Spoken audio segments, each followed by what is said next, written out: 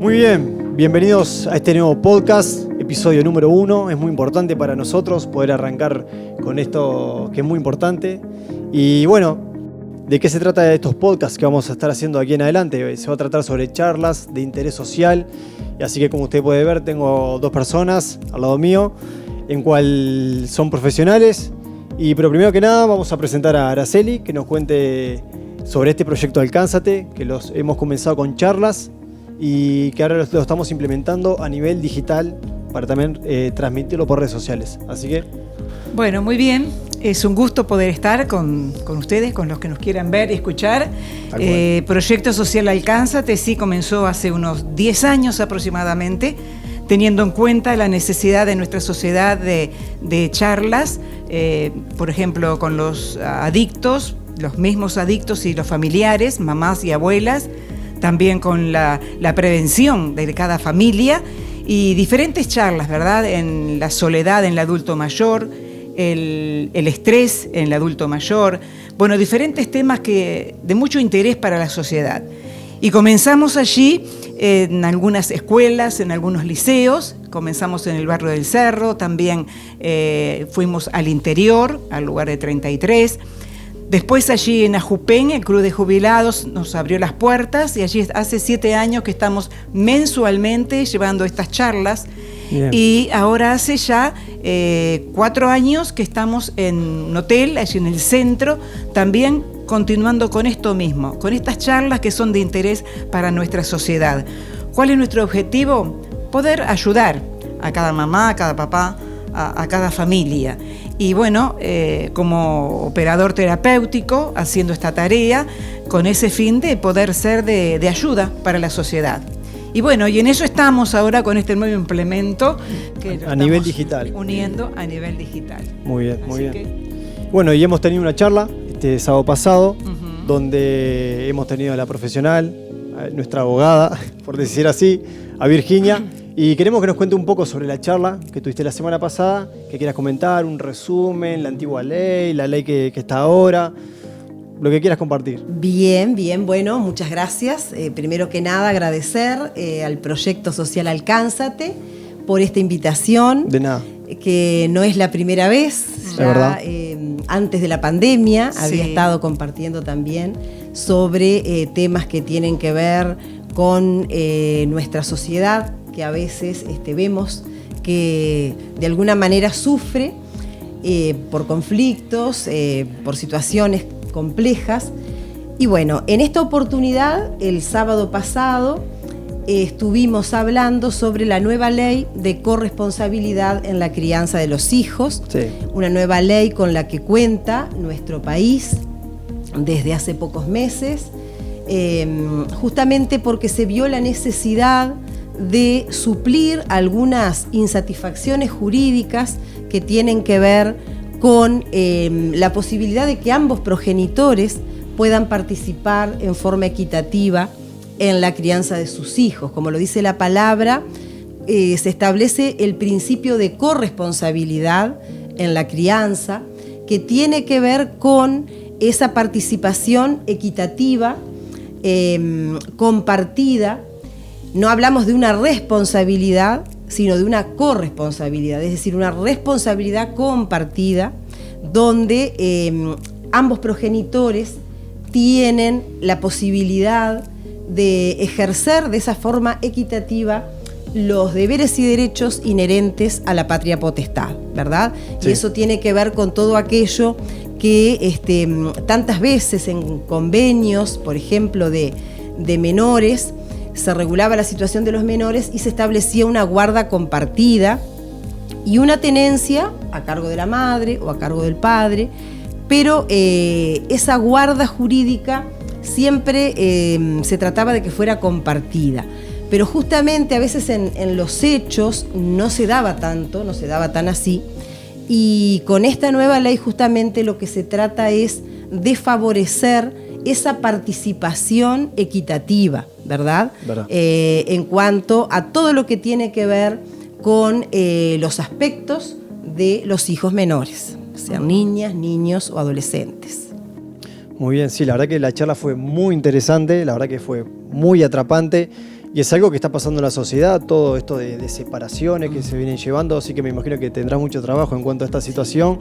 Y muchas personas fueron por el interés del tema, porque quizás están pasando por dicha situación y tienen esa duda de con quién van, con quién, el tema de la pensión alimenticia. Así que si querés podemos arrancar un poco por ahí. Charlemos un poco de esta situación y cómo sería el tema de la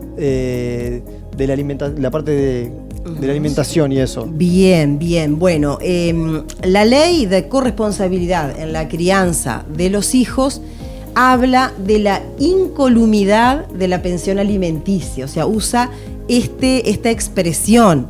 Significa que la pensión alimenticia permanece incólume. Esto significa que permanece intocable en el sentido, no quiere decir que no se pueda modificar o adaptar, porque en procesos de menores tenemos un principio que es el principio rebus stantibus, que significa que todo lo referido a menores es revisable todas las veces que sea necesario, porque justamente la vida de ese menor de edad va cambiando de acuerdo a las distintas etapas por las que va atravesando, ¿verdad?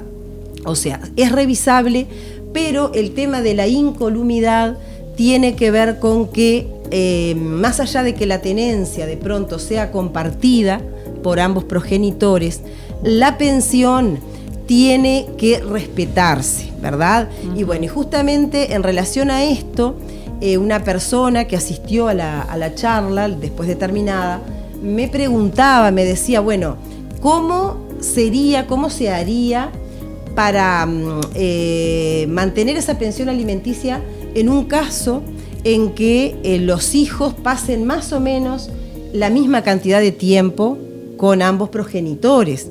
Entonces, o sea, por sentido común podríamos pensar, bueno, si es así, que cada uno de ellos asuma la responsabilidad económica. Cuando los hijos están con uno, bueno, que sea ese progenitor el que provea todo lo que el hijo necesite, y cuando están con el otro, que sea el otro. Y que se compartan algunos gastos, como puede ser, por ejemplo, gastos especiales, como algún tratamiento de ortodoncia, como algún tratamiento especial, pero que en definitiva, más o menos, o sea, cada uno se haga cargo de cuando los hijos están con uno o con otro.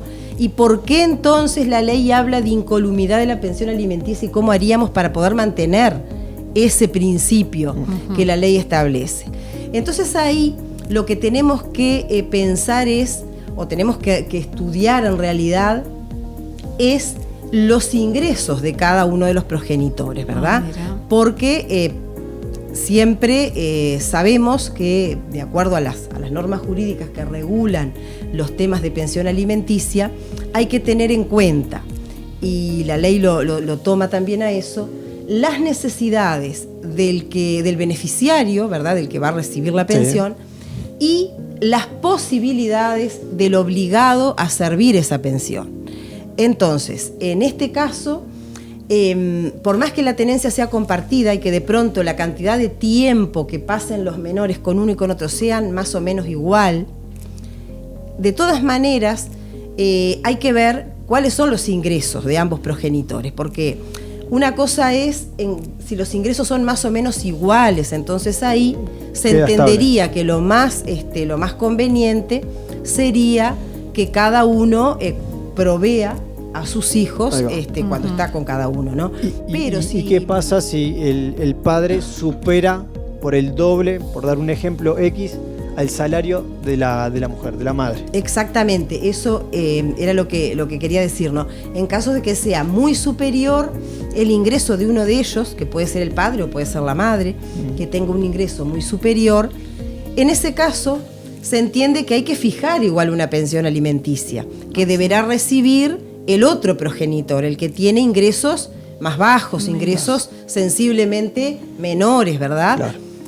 Porque de esa manera se asegura que esos hijos puedan tener la misma calidad de vida cuando están con uno que cuando están con el otro, y no que haya una disparidad tan acentuada que resulte que cuando están con uno de ellos, el que tiene ingresos bajos, todo sea restringido, y cuando están con el otro, ellos tengan acceso a muchas otras cosas. Claro. Entonces ahí ya la corresponsabilidad estaría un poco, ya se estaría como en peligro, en riesgo, claro. Ya no habría. Porque termina influyendo corresponsabilidad, exacto. Generalmente al que está mejor posicionado económicamente. Exactamente, porque hay que pensar que la pensión alimenticia no apunta solo a cubrir necesidades básicas, como es la alimentación, la vivienda, la vestimenta, sino que también tiene que ver con todo lo que es, además de la salud, por supuesto, pero también la educación, claro. El acceso a la educación curricular y extracurricular, todo lo que es la parte recreativa,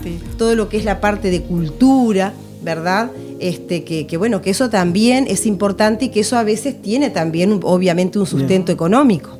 O sea que lo que se quiere lograr entonces es que el niño, el hijo, tenga un nivel de vida, digamos, estable, tanto estando con uno o con el otro. Exactamente, ¿no? Sino justamente. Cuando está con el que tiene altos recursos, tiene una vida muy cómoda, y con el que tiene bajos recursos es lo contrario. Es así. Y el niño ahí sufre. Totalmente. Y también es normal, y conozco casos donde quizás la madre lo tiene los primeros 5 días de la semana, que puede ser de lunes a viernes, y el padre los va a buscar el fin de semana, sábado y domingo.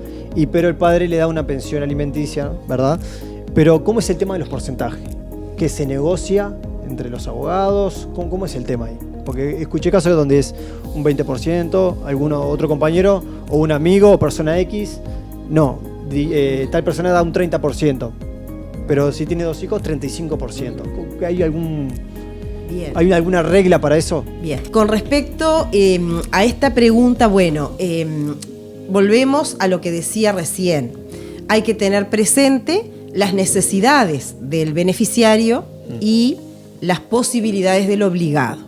Cuando hablamos necesidades del beneficiario, estamos hablando de varios aspectos. Por ejemplo, la edad de esos hijos, ¿verdad? No tienen las mismas necesidades niños pequeños que adolescentes, por ejemplo, ¿no? También se tienen en cuenta los temas de salud. A veces hay niños que son muy sanos, que no tienen mayor gasto en temas de salud, pero también hay niños que tienen tratamientos médicos, medicamentos, ¿verdad? Que tienen que gastar mucho en órdenes médicas, como decía anteriormente, algún tratamiento de ortodoncia, de lentes también, ahí está, exactamente. Entonces, no son las mismas necesidades. Entonces, eso se toma en cuenta. También se toma en cuenta qué estudios realizan, ¿verdad? Si solamente hacen lo que sería lo curricular, la escuela, el liceo, o sea, enseñanza media, el liceo, UTU, universidad cuando ya son más grandes, un poquito mayores, cuando han salido de la enseñanza media, o si hacen otros estudios, otros cursos, hay muchos factores que... Todo eso se toma en cuenta. Y se toma en cuenta, como decía, los ingresos, las posibilidades que tiene quien va a servir la pensión alimenticia, ¿verdad? En cuanto a si hay un porcentaje, cuando se trata de un hijo, de 2 hijos, de 3 hijos, en realidad no hay no hay una norma que nos diga para un hijo tanto, para 2 hijos tanto, para 3 hijos tanto, pero sí hay un criterio a nivel de la jurisprudencia, ¿verdad? Un criterio aceptado a nivel judicial, que para un hijo se fija aproximadamente un 25%. Para 2 hijos, más o menos entre un 28 y un 30%. Cuando son 3, entre un 30 a un 32 o 35%. Y cuando son más hijos, se puede fijar un poco más, pero nunca puede superar el 50% de los ingresos del que va a servir la pensión alimenticia. También se toma en cuenta si ese obligado a servir la pensión tiene otras cargas familiares. Que otras cargas familiares estaríamos hablando de hijos con otra pareja. Claro. Eso también se tiene en cuenta. Así que yo que tengo 3 hijas, si me separo, me voy. Nos vemos. No te sirve, no te conviene. No me sirve, no me conviene, ¿no? Económicamente ni de ninguna manera. Algo que me llamó mucho la atención en la charla del sábado pasado fue en cuanto, en el momento de la separación, que al hijo que tiene en común también se le brinda un abogado. ¿Nos puedes explicar un poco ese tema, cómo es y qué tipo, si es particular, de oficio? Bien, en los procesos de menores, en realidad cuando ya en la legislación anterior, siempre que un juez decidía interrogar a un menor, se nombraba, y en procesos que se discutían temas relacionados con menores, se le nombraba un abogado defensor al menor. Ahora la ley establece que en todos los procesos que tengan que ver, o sea, procesos de tenencia, de visitas, de pensión alimenticia, los menores van a tener la calidad de parte, ¿tá? Es decir, que van a ser también una parte del proceso, así como está la parte actora, la parte demandada, también esos menores tienen calidad de parte, representados, asistidos, patrocinados por un abogado que le va a designar el juez. Okay.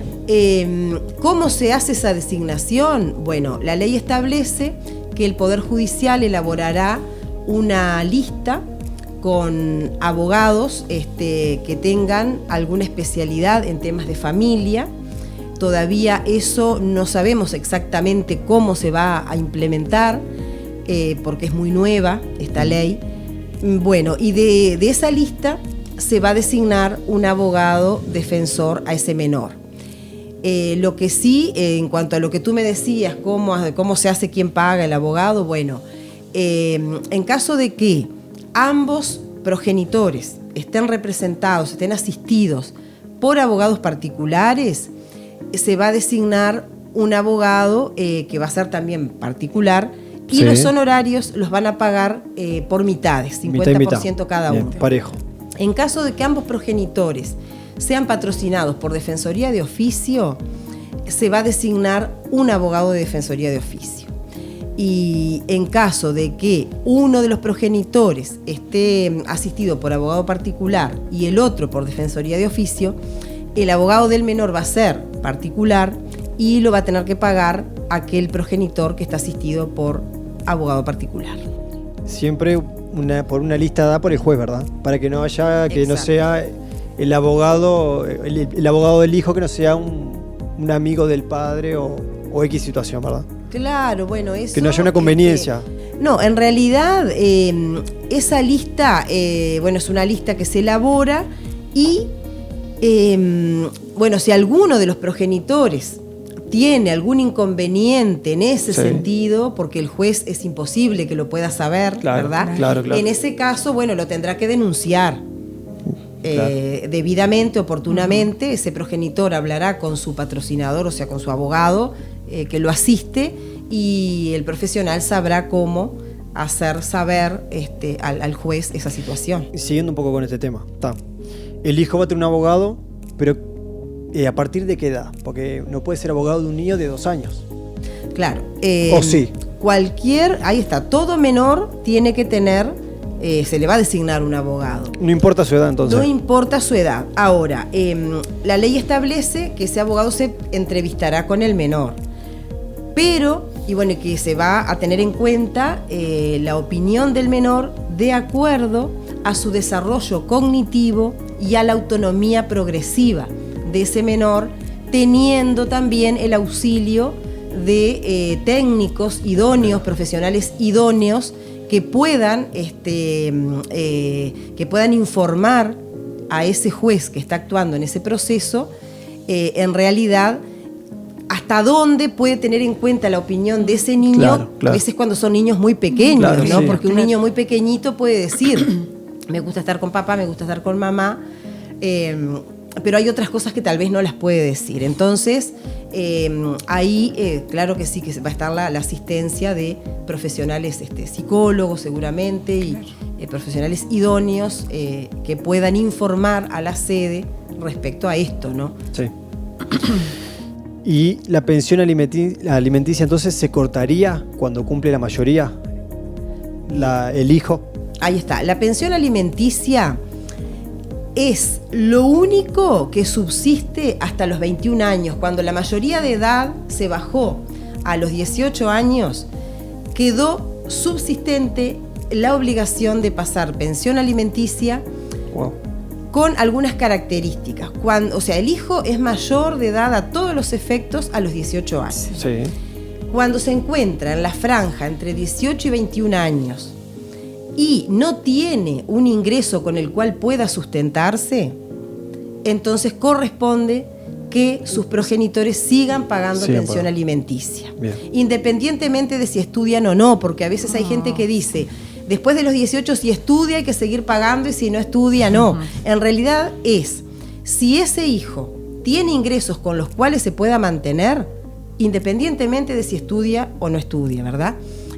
O sea, obviamente que si tiene un trabajo de pronto en el cual gana muy poquito y es un estudiante, se va a tener en cuenta que apenas le da para solventar algún gasto de estudio. Claro, es según el caso, ¿no? Es según el caso. Claro. Pero en realidad, para que haya un cese de pensión alimenticia de un hijo que está en la franja entre 18 y 21, tiene que haber un proceso donde se presenta el progenitor que sirve la pensión a decir que, bueno, que ese hijo tiene con qué mantenerse, lo tiene que acreditar, lo tiene que probar, tiene que ser un ingreso del que tenga el hijo suficiente para poder mantenerse solo, si no subsiste hasta los 21. Muy bien. ¿Vos querías hacer una pregunta? Sí, tengo una pregunta que la hizo una persona que estuvo en la charla, anónima, ¿verdad? Que esa parte un poquito de este tema que veníamos hablando, pero que esta persona pregunta si no hay forma legalmente de hacer que un padre cumpla con las visitas que firmó en el convenio. O sea, que se hizo un convenio en esta separación y este papá se ausentó y no cumplió con esas visitas. Entonces esta persona, esta madre, hace esta pregunta, ¿no? ¿No hay una forma legalmente que haga que ese papá cumpla con lo que firmó? Sí, claro. Esta mamá después destaca, ¿no?, que hoy los hijos son grandes, eso ya pasó, pero que cómo quedaron muy marcados esos hijos por la ausencia, la imagen paternal que no tuvieron, ¿no? Claro. Entonces hoy de pronto puede servir para alguien. Claro que sí. Lamentablemente tal vez esta persona no tuvo asesoramiento en ese momento. En aquel momento seguramente. Claro, pero que no. sí, claro que sí, que existen mecanismos para denunciar el incumplimiento de visitas, siempre los ha habido, y también la nueva ley de corresponsabilidad en la crianza introduce el tema de los incumplimientos, que se considera incumplimiento el impedimento de dos, o la no entrega de ese niño por parte del que tiene la tenencia, ¿verdad?, a aquel que tiene un régimen de visitas, la no entrega o impedimento en 2 veces sucesivas o en 4 oportunidades en un periodo de 2 meses. Eso se considera incumplimiento. Y existen los mecanismos para denunciar el incumplimiento y las sanciones correspondientes. Incluso si esto se vuelve reiterado, se configura un delito que tenemos establecido en el Código Penal, que es un delito por el no cumplimiento de los deberes inherentes a la patria potestad. Claro que sí. O sea que hay una manera. Hay formas, claro. Hay que asesorarse, por supuesto, y hay una manera. Sí, claro que sí. De hacer que aquello que se firmó, aquel convenio, de que eso se cumpla. Exactamente. Hay que asesorarse. Exactamente. Bueno, acá también tengo una pregunta que me parece que es muy interesante, que te la leo con textuales palabras. Dice: abuelos, tíos, primos no tienen restricción de visita, pero aún así la madre no deja que al menor los vea. ¿Qué se puede hacer? Me da la impresión de que él sí tiene la restricción, el padre, pero ¿qué pasa con los abuelos, el primo o el interesado? Bien. ¿Puede ir a verlo? ¿Puede visitarlo? Ahí está. Sí, claro, no tiene ningún impedimento. Si ellos no tienen prohibición de acercamiento, no tienen medidas cautelares, pueden ir. Ahora, si la mamá, que entiendo que en ese caso es quien está a cargo de ese menor, lo está impidiendo, entonces estos familiares pueden iniciar un juicio de visitas. Claro que sí. Sí, tienen todo derecho, porque lo que se busca es que los menores no pierdan el contacto con la familia extendida, diríamos, ¿no? Con el entorno familiar en el que vivieron cuando los padres estaban juntos, con los demás familiares que integran esa familia extensa o extendida en realidad sí, totalmente puede. Bien. Continúo con la pregunta entonces. Tengo otras más. Cuando una madre o padre no quiere que la otra parte tenga visitas y lo impide, ¿cuál es el impacto en ese niño y dónde hay datos o informes genéricos sobre cómo afecta? Bien, bueno, yo creo que esto sería como una pregunta que la tendría que contestar, responder otro profesional, porque sí, por supuesto claro, que sí, que afecta y que hay estudios, hay muchísimos estudios.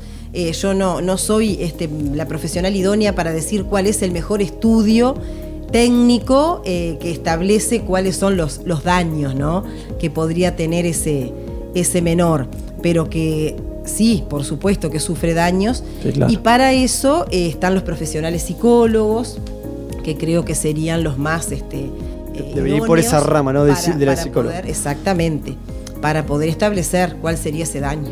Claro, porque está hablando sobre el impacto del niño. Claro, en la psiquis, en las emociones. Claro, bueno, ahí no somos los abogados los que podemos decir. O sea, sí sabemos que perjudica, sí, pero ahí se pide la asistencia siempre de profesionales psicólogos que elaboran informes sobre ese niño en particular o sobre ese adolescente. Y bueno, y ahí se va a establecer. O sea, pueden haber estudios genéricos, generales, para esa persona que está preguntando, para que se pueda informar. Claro. Pero luego, en el caso concreto, se hace un estudio de ese o esos menores en particular. Perfecto. Bueno, voy con otra pregunta. Bien, bueno, muy bien. Nos llenaron de preguntas. Siendo víctima de falsas acusaciones en un juicio de violencia, ¿es positivo o negativo ir contra las mismas mientras estoy transitando un juicio por visitas o tenencias? ¿O es mejor esperar y hacerlas lo propio al finalizar el juicio de visitas? Bueno, yo creo que, a ver, la pregunta me parece un poquito entreverada, pero creo detectar en esa pregunta como que se deja traslucir un conflicto de adultos. Claro, tal cual. Que se entrevera un poco, se entrelaza con la situación de unos menores, ¿no? Claro. Tenemos que saber que siempre lo importante es el interés superior de los menores. Después, los conflictos entre adultos se deben dirimir a través de otros procesos que también existen, pero nunca entrelazar los problemas de los mayores con los temas de los menores, porque eso, los que van a salir perjudicados ahí siempre son los menores. Tal cual, siempre son los que terminan más perjudicados. Así que, para empezar, ¿no?, es recomendable que antes de que se cite abogado, contraabogado, es mejor que primero las partes o sea, que la parte de los padres, tanto madre como padre, haya una solución primero entre ellos, ¿verdad? Antes de llegar a un abogado. ¿Qué decís vos? Claro, o sea, sí, por supuesto, si hay un conflicto... Un convenio, pero como más propio entre ellos. A ver, si hay un conflicto en el ámbito familiar y se logra resolver hablando, dialogando, por supuesto que siempre es mejor. Pero tiene sus pros y sus contras también. Claro. Porque yo creo que la contra es, bueno, podemos llegar a un arreglo, pero ¿qué pasa si no se cumple? Hablamos una cosa y el fin de semana me dijiste que lo ibas a buscar y no viniste. Bien, tú estás, ahí está.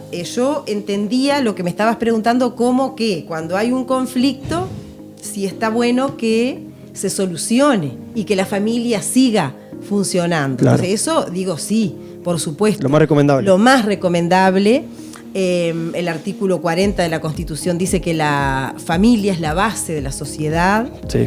El Código de la Niñez y la Adolescencia, como principio general, establece que el mejor ámbito para el desarrollo y fortalecimiento de los niños y adolescentes es el ámbito familiar. Sí, así que en ese sentido, si hay conflictos familiares y se pueden solucionar, bueno, por supuesto. Y desde este proyecto social Alcánzate, somos embanderados de que la familia esté firme, esté fuerte, de que la familia no se destruya, de que no se separen los matrimonios, de que los hijos puedan estar con su padre y su madre, ¿verdad? Eso como principio general. Ahora, si eso no es posible, entonces lo que tú me decías, cuando es inevitable la separación, si es mejor que ellos lleguen a un acuerdo verbal, eso me decías tú. Bueno, en realidad no es lo mejor. No es lo mejor. O sea, está bueno sí que ellos se pongan de acuerdo, Pero una vez que se hayan puesto de acuerdo, o sea, es bueno que se pongan de acuerdo porque nadie mejor que el padre y la madre de esos hijos para saber cuál va a ser el mejor sistema para ellos, ¿verdad? Cuál va a ser la mejor forma de poder seguir viviendo. O sea, el padre y la madre son los que los concibieron, los conocen y saben qué es lo mejor. O sea, siempre es mejor que lo puedan hablar, que puedan dialogar y lleguen a un acuerdo. Pero una vez que llegaron a un acuerdo, eso no se puede quedar ahí. Ese acuerdo hay que documentarlo. Ah, ok. Porque si no, después viene esos incumplimientos. Entonces, claro. Luego que ese acuerdo se logró, cada uno de ellos se tiene que asesorar con un profesional abogado que va a saber cómo instrumentar para documentar ese acuerdo y luego presentarlo a homologar en la sede judicial que corresponde. Y bueno, y si lamentablemente no se puede dialogar, no han podido ellos ponerse de acuerdo, bueno, necesariamente tienen que ir a un abogado, tienen que asesorarse y ahí los profesionales van a saber cómo continuar de acuerdo al caso concreto. Bien, muy bien. La verdad que no tenía ni idea eso de que hay que documentar si se llega a un arreglo entre ellos, claro. Un arreglo mutuo. Claro, porque después las palabras, claro, sí, después cuando llega el momento pueden pasar situaciones que... Lo que no quedó escrito, bueno, ya está. No hay manera, sí. Tal cual. Muy bien. Me imagino que en cuanto a estos temas, no sé si en el mes o en el año tenés mucho trabajo en cuanto a estos tipos de situaciones. No sé si me voy, hay muchos casos, más o menos. Claro, sí, yo me dedico a estos temas, como tú decís, a lo que es derecho de familia, también a otras ramas del derecho, como el derecho laboral, derecho comercial, derecho civil. Pero bueno, concretamente, con respecto a esto, sí, se dan casos siempre estoy atendiendo casos, porque bien. Proliferan mucho. Hagamos un ejemplo que me estoy por separar. Ahora, hay muchos abogados. Uno me puede cobrar más, uno me puede cobrar menos. Hay una base. ¿Cómo se manejan ustedes? Bien, muy interesante. Es mentira por las dudas mis situaciones. Muy interesante la pregunta. En cuanto al tema de honorarios, existe el Colegio de Abogados del Uruguay que ha elaborado un arancel. Entonces tenemos como base el arancel del Colegio de Abogados del Uruguay que establece los honorarios para los distintos procesos, ¿verdad? Sí. Y establece un honorario mínimo por actividad del profesional abogado en cualquier proceso judicial que son 15 unidades reajustables. Ese es el honorario mínimo. Después, cada proceso tiene su regulación, claro. Pero puede pasar de que alguien cobre menos y que esté infringiendo la ley. De una competencia desleal, ¿verdad? Okay. Que no es ética. Hay un código de ética también de los abogados y bueno, eso ya estaríamos hablando de algo desleal. Claro. ¿Vas a hacer, Araceli? Bueno, no. Escuchando un poco, me quedo con esto de que cada caso es distinto. Totalmente. Cada separación, cada matrimonio, como cada niño también es distinto. Exacto. ¿No? Y como tú dijiste allí en la charla que siempre debemos de velar por la vida de los niños. Exactamente. Porque ellos van a ser adolescentes, después adultos y bueno, que no sigan las mismas pisadas, por decir así, de los padres, ¿no? Que bueno, puede darse, pero bueno, es la idea de que no sea así, porque lo que más quiere uno siempre es tener la familia unida porque es la base de la sociedad, ¿verdad? Donde hay un papá y una mamá con conflictos quizás, diferentes situaciones, pero que bueno, que luchan y la pelean por seguir adelante y mantener a sus hijos en el seno allí del hogar, ¿no?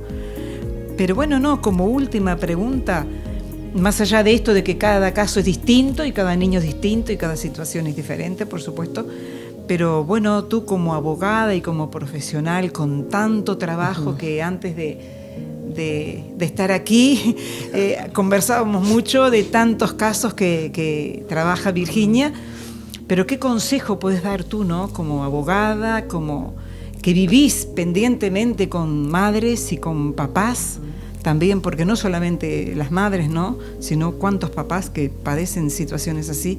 ¿Cuál sería tu consejo como profesional, como abogada, que vivís tan de cerca esas vivencias, ¿no?, con las familias? ¿Qué podés aconsejarles tú? Bien, fundamentalmente que siempre se recurra al diálogo en lo más posible, en lo que sea posible, ¿verdad? Que se recurra al diálogo fundamentalmente por todos los aspectos que tienen que ver con esos hijos. Porque por más que haya una separación de los padres, esos padres van a seguir siendo padres de esos hijos siempre, ¿verdad? Como a veces decimos, cuando se divorcian los padres, no se divorcian de los hijos. Y bueno, en el caso de aquellos que no eran casados, cuando se separan, en el caso de los concubinos, bueno, la separación es entre los progenitores, entre los adultos, pero no hay una separación, no debe haber una separación respecto de esos hijos. Y bueno, y es necesario para que las cosas funcionen de la mejor manera que haya un diálogo mínimo, al menos básico, con respecto a los asuntos que tienen que ver con esos hijos, ¿verdad? Eso es muy necesario, es totalmente necesario. O sea, eso requiere tal vez, seguramente, de poner buena voluntad de ambas partes, y a veces tal vez no alcance con la buena voluntad, sino que se necesite una ayuda. Entonces lo que se aconseja es que ese padre o esa madre que está dolido, que está herido, que quedó con heridas, con traumas tal vez por esos procesos difíciles, bueno, que busque una ayuda, que busque una asistencia psicológica, terapéutica de alguna manera, que pueda buscar una ayuda, ¿verdad? Que no se quede en ese dolor, que no se quede en esa situación tal vez albergando rencores, angustias, reproches, falta de perdón, sino que pueda buscar ayuda para estar mejor por ellos mismos y fundamentalmente por los hijos. Sí. Y así como dijo Araceli, también cada familia es un mundo, es así. En cuanto a la charla de la semana pasada, tu charla estuvo muy, pero muy interesante, pero quizás te quedó algo por decir, algo que quizás no lo quisiste decir, o algo que te hayas guardado y que lo quieras compartir ahora. Bien, no algo que no haya querido decir o que me lo haya guardado.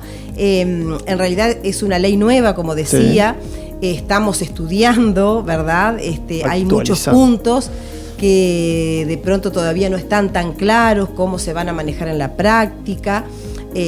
Hay diferentes puntos de vista en cuanto a la reciente doctrina en estos temas. Pero estaba pensando hace un momento sobre algo que no había comentado y que yo creo que es muy interesante, ya que hablamos de los aspectos económicos. Sí. El artículo 13 de la ley habla del acceso a la justicia para personas de bajos recursos. Y bueno, y esto tendría que ver de pronto con aquellas personas que tal vez no pueden ser asistidas por Defensoría de Oficio porque se pasan de los ingresos, ¿verdad? Claro. Que llevan al acceso a ser asistidos por Defensoría, claro. Pero a su vez tampoco tienen ingresos tan altos como para poder subvenir a todos los gastos del juicio. Entonces, la ley nos dice, las personas de bajos recursos gozarán del beneficio de auxiliatoria de pobreza previsto por el artículo 254 de la Constitución de la República, previa acreditación sumaria de sus ingresos, decretado el beneficio de auxiliatoria de pobreza en favor de una parte en el proceso, se extenderá a las demás, tanto al actor y demandado como a los niños y adolescentes. O sea que tiene que haber un proceso sumario, que quiere decir que es corto, donde se acredite la situación económica de esa persona, y entonces ahí puede tener esa auxiliatoria de pobreza que va a poder tener un acceso más fácil a la justicia. Bien. Bueno, sabemos y te conocemos como abogada, pero también sos pastora evangélica. Es cierto. ¿Cómo podemos asociar una abogada con pastora? Porque la verdad que no sé cómo es ahora, pero quizás años atrás una abogada siempre se dice que tiene que mentir o que tiene que embarrar la cancha o distorsionar un poco la historia. ¿Cómo ¿Cómo puedes asociar o trabajar en eso? Bien, bueno, Misael, lo que tú me decías, como que parte de un preconcepto erróneo, equivocado, ¿verdad? Que a veces la gente maneja con respecto a los abogados, pero bueno, yo lo que puedo decir es que creo que en cada profesión se puede ejercer en forma honesta o en forma deshonesta, ¿verdad? Eso sí. No es porque seas abogado que vas a... O sea, no podemos decir los abogados son todos deshonestos, no, de ninguna manera.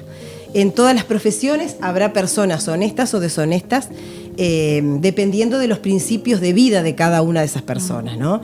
En mi caso, como tú decías, soy pastora evangélica. Antes de ser pastora y antes de ser abogada, fui cristiana. Así que bueno, mi vida se ha regido por los principios cristianos y por lo tanto, por supuesto que el ejercicio de la profesión es de acuerdo a esos principios, ¿no? Y entonces, en ese sentido, no tengo inconveniente en decir que no tomo un caso cuando veo que no voy a poder trabajar de acuerdo a los principios cristianos. Ejemplo, juicio penal. Bueno, yo en penal no he ejercido, nunca ejercí, y a veces, tampoco estoy diciendo que todos los abogados penalistas o que se dedican a penal son deshonestos, de ninguna manera. Pero bueno, tiene sus cosas, ¿no? A veces, entonces, bueno, en realidad no lo he ejercido al derecho penal, pero como decíamos, los principios cristianos son los que rigen mi vida y por lo tanto en mi trabajo, en el escritorio y en todo lo que es el desarrollo y el ejercicio de la profesión, es de esa manera como me manejo, ¿no? Así que bueno, no sé si responde tu pregunta. Claro que sí. Bueno, una pregunta capaz que íntima, ¿no? No tenés por qué responder. Sos abogada, que yo soy un cliente tuyo, ¿qué te puedo llamar a las 10 de la noche? ¿Tenés un horario? ¿Cómo te manejas en ese sentido? Bien, bueno, yo en mi caso tengo un horario de atención, ¿sí? Tengo días y horario de atención al público. Me manejo con agenda y bueno, de esa manera, claro que por supuesto que muchísimas veces hay casos especiales de clientes, de personas con las que ya venimos hablando un tema que les surge alguna situación compleja que necesita urgentemente. Eso es como cuando llamás al médico, de pronto es la noche, es en la madrugada y tenés que llamar al médico porque necesitas urgente una atención, una ayuda, ¿no? Entonces, en ese sentido, también, por supuesto que sí. Claro. Y sobre todo en estos temas de menores, sobre todo en el tema de visitas. Es muy común que a los abogados nos manden un mensaje o nos pongan, te puedo llamar, te puedo mandar un audio. Me pasó algo un sábado, un domingo, en las fiestas tradicionales, porque ahí es cuando generalmente surgen conflictos. Claro, que me tocaba, claro, que tenía que a tal hora ir el papá a buscar a su hijo y la mamá no se lo entregó, o al revés, o que era la mamá que tenía que ir a retirar a su hijo y el papá le dijo no, porque no hemos llegado y venimos mañana, nos fuimos de viaje, y bueno, muchísimos casos, ¿no?